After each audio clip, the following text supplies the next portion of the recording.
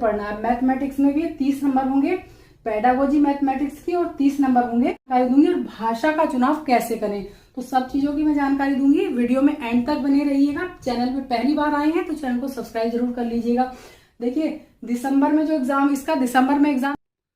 Hello नमस्कार दोस्तों, स्वागत है आप सभी का मेरे चैनल पे। देखिए अगर आप लोग सरकारी शिक्षक बनना चाहते हैं तो आप सभी को पता है कि CTET आप लोगों के लिए कंपलसरी है, चाहे आप PRT के टीचर बनना चाहते हैं या फिर TGT के टीचर बनना चाहते हैं। और एक चीज और, इसके मार्क्स भी मैटर करते हैं। अगर आप किसी अदर स्टेट में भरना चाहते हैं तो मार्क्स भी आपके मैटर करते हैं कि कितने आपके मार्क्स होने चाहिए। तो अभी अभी इसकी जो ऑफिशियल आंसर की आई है उसमें कुछ लोग तो पास हो गए हैं अच्छे नंबर से, लेकिन कुछ लोगों का 1-2 नंबर से रह गया है। वो 1-2 नंबर से कब रह जाता है, क्यों रह जाता है? क्योंकि हम लोग तैयारी जो शुरू करते हैं वो नोटिफिकेशन आने के बाद करते हैं, या फिर नोटिफिकेशन आने के भी 15-20 दिन बाद। इसलिए फिर अफसोस होता है कि काश हमने तैयारी पहले कर ली होती तो हमारे इतने मार्क्स कम नहीं रह जाते।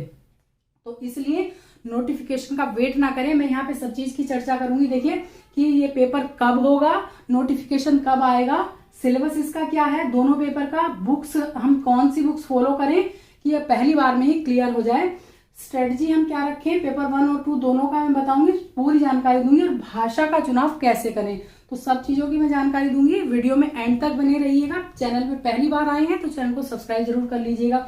देखिए दिसंबर में जो एग्जाम, इसका दिसंबर में एग्जाम जरूर होगा। पहले कुछ दिनों के लिए एक बार ही पेपर हो रहा था, लेकिन अब जो है ये पेपर आपके पास अक्टूबर में इसका नोटिफिकेशन आ जाएगा। हो सकता है मिड ऑफ अक्टूबर में या उससे 1-2 दिन पहले भी आ जाए, और दिसंबर में 15 दिसंबर से पहले पहले आपका एग्जाम भी कंडक्ट हो जाएगा। तो आप अपनी तैयारी, नोटिफिकेशन का वेट ना करें, क्योंकि सिलेबस आप लोगों के पास है। सिलेबस ऐसा नहीं है कि सिलेबस आपके पास नहीं है और सिलेबस से बाहर इसमें कुछ जाता भी नहीं है। तो ये आप सोच मत रखिएगा कि एंड टाइम पे आप तैयारी करें और फिर अफसोस रह जाए कि 1-2 नंबर से हमारा रह गया। और नंबर क्या है इसमें आप सभी को पता है। आप लोग अपना टारगेट रखिएगा, 100+ का टारगेट रखिएगा, क्योंकि आप अगर अदर स्टेट में फॉर्म भरना चाहते हैं या फिर जो केंद्र सरकार के टीचर एग्जाम है, मतलब सेंट्रल गवर्नमेंट के, उसमें भी अगर आप फॉर्म भरते हैं और अदर स्टेट से आप हैं तो आप जनरल कैटेगरी में आएंगे। तो आप अपनी कैटेगरी को छोड़ दीजिए कि आप किस कैटेगरी में आ रहे हैं, SC ST या जो भी है, आप लोगों को 100+ का टारगेट रखना है, तब जाकर के आपके 90+ तो आ ही जाएंगे। तो इसको आप दिमाग में रखिएगा कि आपको 100+ का टारगेट रखना है और 90 तो लाने ही है। आपने आपको सभी लोग जनरल में आप मानिए, अभी आपने देखा है कि BPSC शिक्षक भर्ती में जिन लोगों के मार्क्स कम रहे, जो अदर स्टेट से थे, वो फॉर्म नहीं भर पाए। तो चलिए अब बात करते हैं। देखिए इसमें सिलेबस की पहले हम बात कर लेते हैं। सिलेबस इसका क्या है। देखिए इसमें जो फर्स्ट पेपर है, फर्स्ट पेपर की बात करूंगी। फर्स्ट पेपर होता है 1ली से और 5वीं कक्षा तक के लिए पढ़ाने का। ये पहला, इसमें 5 सब्जेक्ट होते हैं, चाइल्ड डेवलपमेंट एंड पेडागोजी। पहला है 30 प्रश्न इससे होते हैं, मल्टीपल चॉइस क्वेश्चंस आएंगे, 30 इसमें नंबर, 30 नंबर के होंगे ये।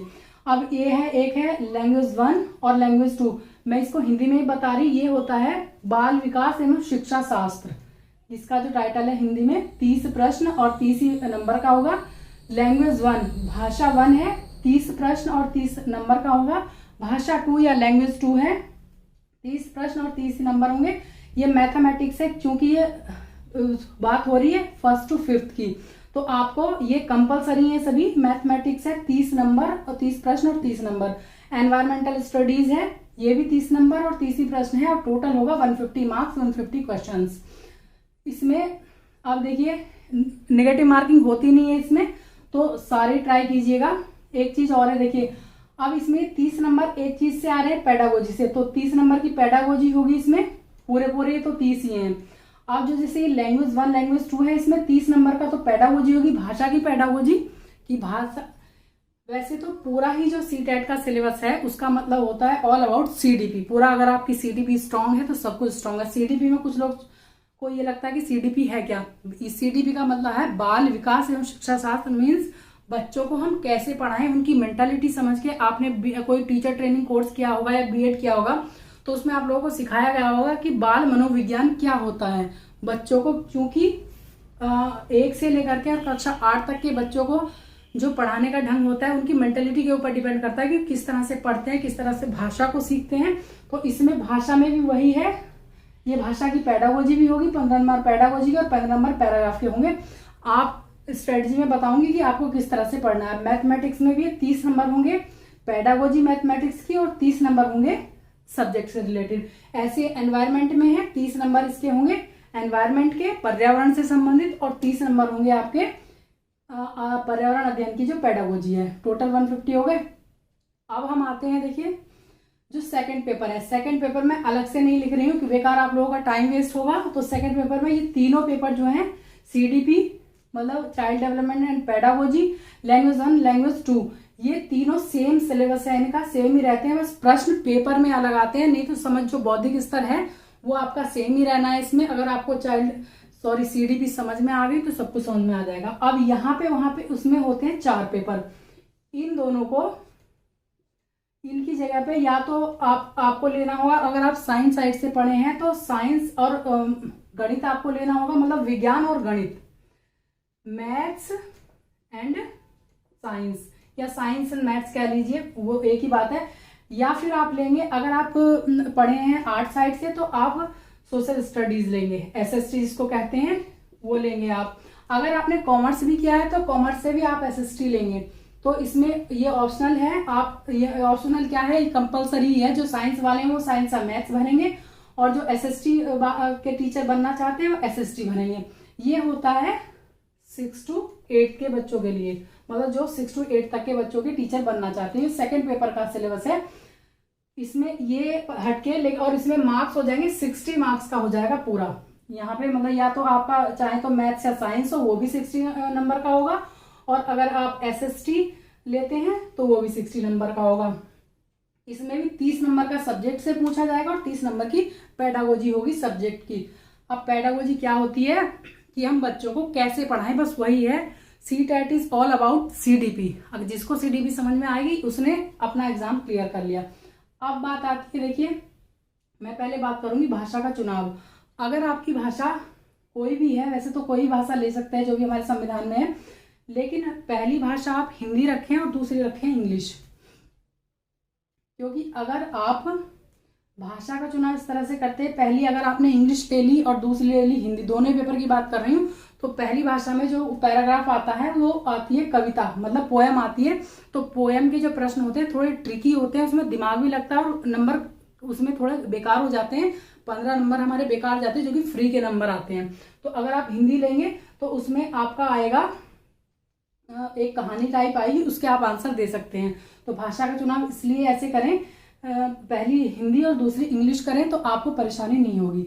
अब बात आती है बुक्स कौन सी हम फॉलो करें, बुक्स पे बात आती है। अब तो बुक्स में हम क्या करेंगे, ये इतना टफ एग्जाम नहीं है कि आपको बहुत ढेर सारी बुक्स पढ़नी पड़े। अब आपने सब कुछ पढ़ रखा है, पहले क्या पढ़ रखा है, जो आपने टीचर ट्रेनिंग कोर्स किया है वो पढ़ रखा है, और जो आपने पहले अपना सब्जेक्ट स्पेसिफिक पढ़ा है उसमें भी पढ़ रखा है। तो इसमें बुक्स आप कौन सी फॉलो करेंगे, अभी से शुरू कर दीजिए। पहले आप सिलेबस देखेंगे A to Z, जो डिटेल्ड सिलेबस है इसकी CTET की ऑफिशियल वेबसाइट पे पढ़ा है, या तो वहां से देख लेंगे या कहीं से भी आप देख करके अपनी कॉपी पे नोट कर लेंगे। उसको पूरा कई बार पढ़ लेंगे, कितना भी आपको बोरिंग लगे उसको आपको समझ में आ जाएगा क्या क्या टॉपिक उसमें है। सिलेबस को कभी मत भूलिए, किसी भी आप एग्जाम की तैयारी कर रहे हैं सिलेबस आप देख लेंगे, पूरा सिलेबस देख लेंगे, समझ में आ जाएगा। फिर उसके बाद प्रीवियस ईयर के क्वेश्चन पेपर्स उठाइए आप, जो भी जितने भी आप देख सकते हैं। पहले तो एक देखिए शुरू में, या जो अभी हुआ है रिसेंट में उसका आप पेपर देख लो, आपको आइडिया हो जाए किस तरह से प्रश्न आते हैं, क्या क्या आता है, और उनकी प्रैक्टिस करें। और कुछ नहीं लेना है, सिलेबस देखना है, फिर उसके बाद प्रीवियस ईयर के क्वेश्चन पेपर देख। अब आपको अभी यहाँ पे बात हो रही है कि सोर्सेज क्या लेना है, मतलब बुक्स क्या लेनी है। फिर उसके बाद आती है NCERT। अगर आपका किसी में बेस क्लियर नहीं है तो आप NCERT की बुक्स पढ़ना शुरू कर दीजिए। आपका जो ये सेकंड पेपर है, फर्स्ट पेपर में तो मैथ्स और एनवायरनमेंट, मैथ्स जो आता है इसमें फर्स्ट पेपर में वो 10th लेवल तक का आता है, जो प्राइमरी बच्चों को हम पढ़ाते हैं उसके अकॉर्डिंग आपके लिए आएगा। इसमें जो इसका लेवल रहेगा, जो मतलब पेपर का लेवल होगा वो 10th लेवल का होगा, लेकिन आपको इसलिए सीखना है क्योंकि आपको 1st to 5th तक के बच्चों को पढ़ाना है, सभी सब्जेक्ट पढ़ाने होते हैं। एनवायरमेंटल स्टडीज और मैथमेटिक्स के लिए भी आप NCERT की बुक्स ले लें, सब कुछ आपको मिल जाएगा। और भाषा की बात ये रही, भाषा आप पहले से पढ़ते आए हैं तो आप अपनी जो बुक्स में आपने पहले पढ़ा है सब वही आएगा, जो टीचर ट्रेनिंग कोर्स में आप पढ़ चुके हैं, पेडागोजी वही है आपके पास होगी, आप समझ सकते हैं उसको। नहीं तो आप बुक्स की जगह सोर्सेज में अपना ये भी कर सकते हैं। अगर कोई टॉपिक नहीं समझ में आ रहा है तो आप यूट्यूब से मदद ले सकते हैं, लेकिन 1 या 2 चैनल केवल सर्च कीजिएगा। फिर उसके बाद एनसीईआरटी की मैं बात कर रही थी बुक्स। आप अगर एनवायरनमेंट के लिए भी लेनी है तो 3rd क्लास की आप एनसीईआरटी शुरू से पढ़ना शुरू कीजिए। 3rd क्लास के एनवायरनमेंट की बुक लीजिए और ये भी 3rd क्लास की लीजिए। यहाँ से ये तो शायद खैर 10th क्लास तक आएगा, लेकिन आपको बेसिक मैथ्स अगर समझना है तो 3rd से आप शुरू कीजिए, फिर 8th तक की या 10th तक की पढ़नी शुरू कर दीजिए। लेकिन इसके जो मैथमेटिक्स के क्वेश्चंस हैं वो रिपीट होते हैं। वैसे तो सभी पूरे ही रिपीट होते हैं, बस थोड़ा सा पैटर्न चेंज हो जाता है। तो इसके लिए आप प्रीवियस ईयर के क्वेश्चन पेपर सोल्व करना शुरू कर दीजिए। वो ये सोर्स में आ रहा है, बुक्स में आ रहा है, उस कोर्स में, तो आप वो अगर सोल्व करना शुरू कर देंगे तो आप पता नहीं कितने क्वेश्चंस इसी में से कर ले जाएंगे और आपको समझ भी आ जाएगा कि आपको कैसे सोल्व करने हैं। अब ये बुक्स हो गई। और सेकंड पेपर के लिए तो ये समझिए कि मैथ्स में और एनवायरनमेंट में जो एनसीईआरटी है इससे प्रश्न हूबहू प्रश्न आते हैं जो कि उसमें होते हैं। जो पीछे प्रश्न होते हैं उन्हीं में से प्रश्न छपते हैं। तो आप लोग एनसीईआरटी को फॉलो कीजिए सेकंड पेपर के लिए भी और फर्स्ट के लिए भी, इन 2 सब्जेक्ट के लिए। फर्स्ट पेपर में और सेकंड पेपर में जो है, जो आपका जो लास्ट वाला पेपर है मैथ्स और साइंस या फिर एसएसटी, उनकी बुक्स पढ़िए। एसएसटी में क्या आता है सेकंड पेपर में, हिस्ट्री, ज्योग्राफी इकोनॉमिक्स या फिर पॉलिटी, इस तरह से जो भी उसकी बुक्स हैं एनसीईआरटी की वो सारी पढ़नी शुरू कर दीजिए। अब स्ट्रेटजी में भी यही आता है कि आप अपना सिलेबस देखेंगे बहुत अच्छे से, फिर उसके बाद प्रीवियस ईयर के क्वेश्चन पेपर आप सोल्व करेंगे। शुरू में देखेंगे उसको तो आपको पता चल जाएगा कि क्या पैटर्न है, फिर उसके बाद सोल्व करना शुरू कीजिए, उसी में से आपको प्रश्न मिल जाएंगे। और एनसीईआरटी की बुक जो है टॉपिक वाइज ना पढ़ करके आप शुरू में 3rd क्लास से लीजिए तो आपको ईजी लगेगी। बहुत इजीली इसमें समझाया जाता है। कोई, मुझे नहीं लगता कि कोई बच्चा ऐसा है जिसको कि एनसीईआरटी का पता नहीं होता कि एनसीईआरटी क्या है। तो आप इनको पढ़ना शुरू कीजिए, अभी से तैयारी शुरू कर दीजिए। अगर आपकी पेडागोजी स्ट्रांग है तो आप ये समझिए कि 90 नंबर की पेडागोजी ही आती है इसमें। अगर पेडागोजी आपकी स्ट्रांग है पूरे मार्क्स आ जाते हैं पेडागोजी में। और पेडागोजी समझना बहुत आसान है। पेडागोजी का मतलब होता है कि बच्चे की मेंटालिटी, बच्चे को कैसे पढ़ाना है, समस्या का समाधान हमें कैसे करना है, बच्चों को कैसे सिखाना है कि वो समस्या का समाधान कैसे करें, चीज़ों को कैसे सीखें, भाषा को कैसे सीखें, गणित को कैसे सीखें। और कुछ नहीं होती है पेडागोजी, यही होती है कि बच्चों को कैसे पढ़ाया जाए या बच्चों को कैसे याद करवाया जाए जो हम पढ़ाते हैं। अभी कुछ रह गया है? वैसे कुछ नहीं बचा हुआ है, मैंने पूरी जानकारी आप लोगों को दे दी है। अगर इसके बाद भी कुछ रह गया हो तो आप लोग कमेंट के माध्यम से पूछ सकते हैं, मैं आंसर कर दूंगी। आई होप आप लोगों को वीडियो पसंद आई होगी। नेक्स्ट इसकी वीडियो में डिटेल सिलेबस की भी बना दूंगी बाद में पूरी, तो आप लोगों को पता चल जाएगा। हाँ, मार्क्स की बात रही, मार्क्स में बता चुकी हूँ कि आपको 100+ की स्ट्रेटजी मतलब टारगेट रखना है, तभी आप ला पाएंगे 90।